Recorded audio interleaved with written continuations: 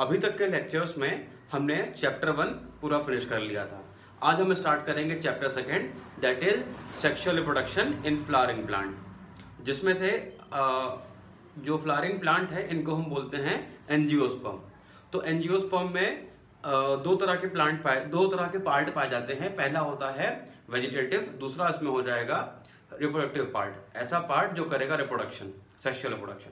तो जो उसके वेजिटेटिव पार्ट थे वो इससे पहले हम चैप्टर 1 में पढ़ चुके हैं डिटेल में। उसमें मेन आपके स्टेम था, लीफ, देन रूट एटसेट्रा, इतनी चीजें उसमें आ रही थी।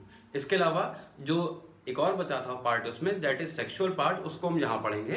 तो फ्लावर क्या है? Flower is a reproductive part of the plant. तो अब इसमें आपने इसे क्लास 10 में भी पढ़ा होगा। इसमें सिंपली ये आपका इधर जो ये पार्ट नीचे वाला ग्रीन वाला पार्ट हल्का दिख रहा होगा आपको, तो ये है कैलिक्स, कोरोला, एंड्रीशियम और गाइनीशियम। जिसमें कैलिक्स क्या होगा? सबसे नीचे कैलिक्स जो है, कैलिक्स की यूनिट को हम बोलेंगे सेपल। देखिए इधर से, इसकी यूनिट को हम बोलते हैं सेपल, इनके यूनिट को बोलते हैं पेटल्स, इनके यूनिट को बोल रहे हैं स्टेमेन, और इनके यूनिट को हम बोल रहे हैं पिस्टिल या कार्पल। ठीक है, तो देखते हैं, स्टार्ट करते हैं पहले कैलिक्स से। अगर पूछा जा रहा है एग्जाम में that what is the function of calyx, तो कैलिक्स क्या, इसका काम क्या होता है? कैलिक्स ये बेसिकली जब फ्लावर बड वाले फॉर्म में होगा, जब वो एक कली के फॉर्म में है, तो ये उस पूरे प्लांट को उस पूरे फ्लावर को बाहर से प्रोटेक्शन देगा। ये कुछ इस तरह का ये स्ट्रक्चर बनाएगा और इस तरह से वो फ्लावर पूरी तरह सेफ रहेगा। ठीक है, ये काम किसका था? कैलिक्स का था, और ये बेसिकली ग्रीन कलर का होता है। और इसके अलावा जब ये फ्लावर पूरी तरह खिल जाएगा, उसके बाद क्या होगा? ये एक बेस पे, ये एज अ बेस काम करेगा। ठीक है, इतना पूरा हुआ। ये था आपका पहले कैलिक्स, सबको मिला के हम बोलते हैं कैलिक्स, और अगर एक सिंगल यूनिट होगी तो उसको बोलेंगे हम सेपल। इसके बाद आते हैं कोरोला पे। कोरोला क्या है? ये एक कलर्ड पार्ट होता है, और हाँ, कुछ केसेस में ये कलर्ड भी होता है, जिससे ये अट्रैक्ट करता है इंसेक्ट्स को। अब हम बात कर रहे हैं कोरोला की। कोरोला का जो सिंगल यूनिट है उसको हम बोलते हैं पेटल। अगर आप इसमें आपको हो रहा है कंफ्यूजन सेपल और पेटल में, तो आपको पता है हम इस वाले पार्ट को बोलते हैं पंखुड़ी, दैट इज पेटल। ठीक है, तो कोरोला क्या है? ये एक कलर्ड पार्ट है प्लांट का, जो हेल्प करेगा इन अट्रैक्टिंग वेरियस इंसेक्ट्स। अच्छा, आपने यहाँ पे देखा होगा जब भी आके इसके ऊपर इंसेक्ट्स बैठते हैं ऐसे, ठीक है, तो वो अपने टंग से यहां से नेक्टर निकालते हैं। तो क्या आपको पता है कि इसमें किसी भी फ्लावर में या किसी भी प्लांट में नेक्टर कहाँ बनता है? चलिए, ये आज के आपका होमवर्क है, नेक्टर कहाँ बनेगा इसमें कौन सा पार्ट नेक्टर बनाएगा। अच्छा, इसके हम यहाँ थे, कोरोला पे थे, तो ये क्या करेगा? ये सिर्फ अलग अलग ये वेरियस इंसेक्ट्स को अपनी तरफ अट्रैक्ट करेगा, क्योंकि ये अलग अलग कलर का होता है। दैट इज क्रोमोप्लास्ट वाला पार्ट आ गया यहाँ पे। आगे बढ़ते हैं एंड्रोशियम। एंड्रोशियम क्या हो जाएगा? इसको हम बोल रहे हैं मेल पार्ट। जो ये मेल पार्ट है, ये मेल पार्ट है, इसमें इसको बोलते हैं एंड्रीशियम। इसका जो एक सिंगल यूनिट होगा, सबको मिला के बोला है हमने एंड्रीशियम, सिंगल को बोलेंगे स्टेमेन। ठीक है, और ऐसे ही गाइनीशियम है, जो फीमेल पार्ट है, गाइनीशियम है। तो गाइनीशियम में अगर ये जो इसकी सिंगल यूनिट होगी उसको बोलते हैं पिस्टिल या कार्पेल। अब जो स्टेमेन है, इसमें मेन पार्ट कौन कौन से हो जाएंगे? इसको हम बोलते हैं एंथर। जो इधर का पार्ट है इसको हम बोलते हैं एंथर। जहां से जुड़ा हुआ है उसको बोलते हैं कनेक्टिव, और इसको बोलते हैं फिलामेंट। ठीक है, ये हो जाएगा फिलामेंट। इसके अलावा आते हैं गाइनीशियम पे, फीमेल पार्ट में। फीमेल में सबसे ऊपर हो जाएगा स्टिग्मा, ये वाला पूरा पोर्शन जो कि स्टिकी होता है। ये स्टिकी क्यों होता है? जिससे कि जो पॉलन ग्रेन्स हैं ये आके इसके ऊपर आराम से लैंड कर सके। ये हो गया पहला पार्ट। आगे बढ़ते हैं स्टिग्मा, फिर ये पूरा यहां से लेके एक लंबा सा एक स्टाइल जाएगा, और लास्ट में एक स्वेलन पार्ट होगा जिसको बोलते हैं ओवरी। तो स्टिग्मा, स्टाइल और ओवरी, ये इतने पार्ट पाए जा रहे थे एक फ्लावर में। इसके अलावा कहीं कहीं पे ये दोनों एक साथ मिल जाते हैं। क्लास 11 में पढ़ा था आपने, चैप्टर 5 में, तो उसको मिला के हम बोलते हैं पेरियांथ, और सिंगल को बोलते हैं टेपल। अच्छा चलिए, ये था आपका एक फ्लावर के बारे में। अब हमें इसमें सबसे पहले स्टार्ट करना है जो उसका मेल पार्ट है। ये दोनों पार्ट इसमें हेल्प करेंगे रिप्रोडक्शन में, इसलिए हमें इसे इतना डिटेल में नहीं पढ़ना है, ठीक है। ये सिर्फ एसेसरी पार्ट्स हैं जो इसमें हेल्प करेंगे। जो मेन पार्ट है वो है एंड्रीशियम एंड गाइनीशियम। तो NCERT page number 21, topic number 2.2.1, topic इसमें है आपका है मेल पार्ट जो है दैट इज स्टेमेन। अब स्टेमेन में और कौन कौन से सब पार्ट्स हैं उनको देखते हैं। ये हो गया स्टेमेन, फिर माइक्रोस्पोरेंजियम और पॉलन ग्रेन। एनसीईआरटी में ये हेडिंग पड़ी हुई है, जिसमें माइक्रोस्पोरोफिल को ही बोलते हैं स्टेमेन, या स्टेमेन को ही बोलते हैं माइक्रोस्पोरोफिल। इसके बाद दूसरा है माइक्रोस्पोरेंजियम, इसी को बोलते हैं हम पॉलन सैक। इसके अलावा जो आपका थर्ड दिया हुआ है ये है पॉलन ग्रेन, इसी को हम बोलते हैं माइक्रोस्पोर, ठीक है। तो ये तीन वाली, ये वाली दैट इज माइक्रोस्पोरोफिल, माइक्रोस्पोरेंजियम और माइक्रोस्पोर, ये आपके सेम टर्मिनोलॉजी है, और ये वाला सेम हो जाएगा, सेम ग्रुप वाले, ठीक है। अच्छा, अब इसके बाद जो इसमें मेल पार्ट है, मेल पार्ट कुछ इस तरह का होता है, इसको हम बोलते हैं बाइलोब्ड और डाइथीकस एंथर। मतलब इसमें 2 थीका होंगे और इसमें 2 लोब पाए जाएंगे, जिसमें से फर्स्ट लोब सेकेंड लोब हो गया, इसको बोलते हैं एंथर। ये इसमें हो गया फिलामेंट, और इसको बोलते हैं कनेक्टिव। तो एंथर, फिलामेंट और कनेक्टिव, ये इसके मेन पार्ट हो गए। अब इसके अलावा, अब इसमें देखा होगा आपने, अगर हम इस पार्ट को देखें, अगर हम सिर्फ इस पार्ट को देख रहे हैं तो इसका स्ट्रक्चर कुछ एनसीईआरटी में इस तरह बना हुआ है, समझने के लिए पहले।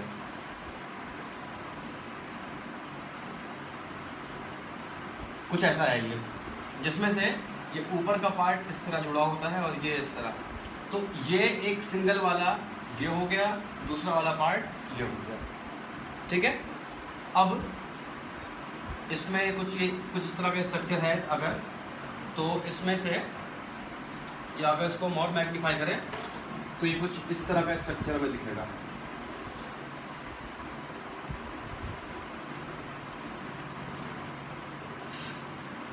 वो एनसीईआरटी में आपके इस तरह का एक डायग्राम दिया हुआ है, ठीक है।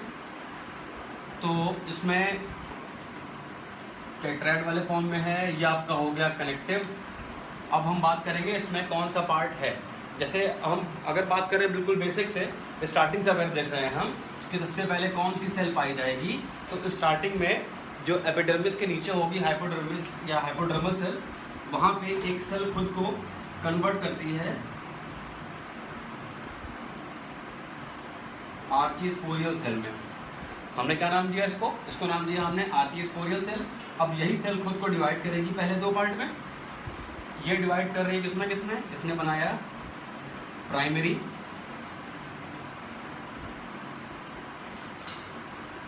इसने बनाया प्राइमरी स्पोरोजिनस और प्राइमरी पैराइटल, ठीक है। इसने बना दिया प्राइमरी स्पोरोजिनस और प्राइमरी पैराइटल सेल्स। इसके बाद ये प्राइमरी वाला खुद को करेगा कन्वर्ट किसमें, स्पोरोजिनस टिश्यू में, और ये वाला खुद को 4 लेयर्स में ये कन्वर्ट कर देगा। मतलब यहाँ पे जो चीज़ें बन गई हैं, जैसे ये है आपका प्राइमरी पैराइटल, इसमें 4 लेयर्स बनेगी। अब वो लेयर्स कौन कौन सी उनको देख लेते हैं। सबसे टॉप पे, सबसे ऊपर की तरफ इसमें बनता है एपिडर्मिस, इसके नीचे होगा, दिख रहा है तो विजिबल है ये, तो ये इसके पार्ट को हम यहाँ ऊपर लिख दे रहे हैं। ये बनाएगा पहले एपिडर्मिस, देन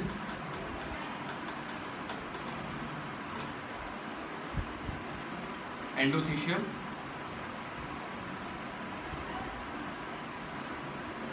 मिडिल लेयर, और लास्ट में ये बनाए, लास्ट में इसमें जो सबसे नीचे की तरफ होगी उसको बोलते हैं टैपेटम।